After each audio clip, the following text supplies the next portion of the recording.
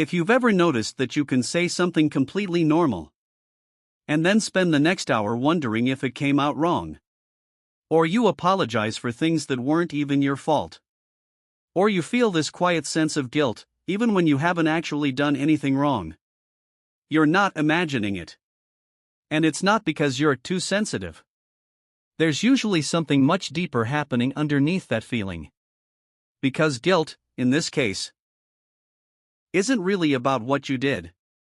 It's about what your mind has learned to expect.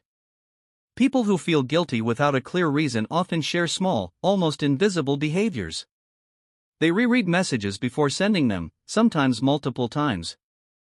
They soften their words, even when they're being honest. They say sorry just to keep the peace, not because they've done something wrong. And when something goes slightly off, a delayed reply, a change in tone, a short response, their mind quietly starts searching for a mistake. Did I say something wrong? Did I upset them? Was I too much? It doesn't look like a big deal from the outside. But internally, it creates this constant pressure to stay emotionally safe.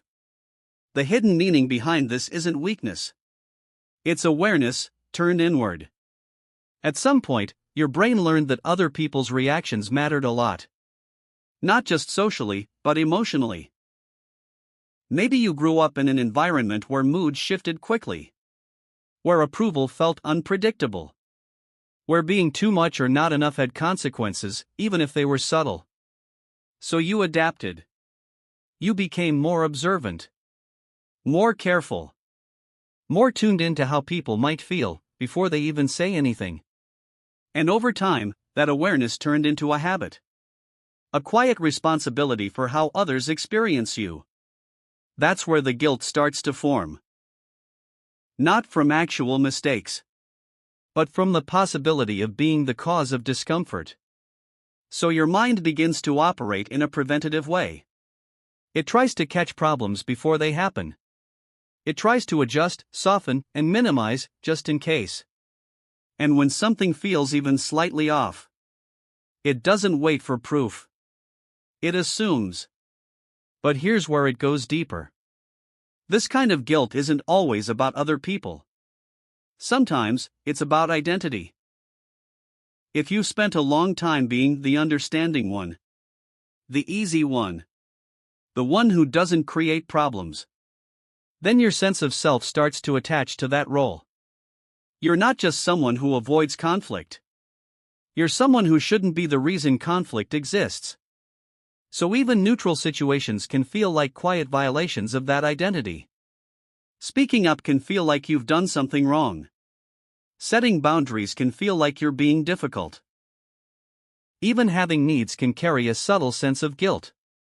Not because they're wrong, but because they don't match the version of you that feels safe to be. And here's where it gets interesting. The guilt you feel isn't always connected to reality. It's connected to control.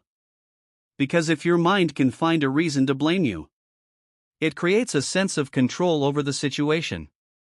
If it was my fault, then I can fix it. If I adjust, this won't happen again. But if it's not your fault, if it's just someone else's mood, distance, or internal world, then there's nothing to fix. And that uncertainty feels uncomfortable. So the brain chooses guilt. Because guilt feels more manageable than unpredictability. Over time, this creates a pattern. You start taking responsibility for things that were never yours. You carry emotional weight that doesn't belong to you. You become the one who over-explains, over-apologizes, and overthinks. Not because you're doing something wrong, but because your system is trying to prevent disconnection. Because somewhere along the way, disconnection didn't feel neutral. It felt personal. And the difficult part is, this pattern can exist even in healthy environments.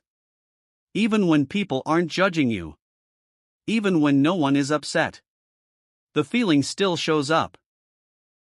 Because it's not always about what's happening now. It's about what your mind has been trained to expect. So when you feel guilty for no clear reason, it doesn't mean you've done something wrong. It usually means your awareness is working overtime, trying to protect a version of you that once needed to be very careful. A version of you that learned it's safer to take the blame than to risk being misunderstood. And once you start noticing that, the pattern becomes clearer.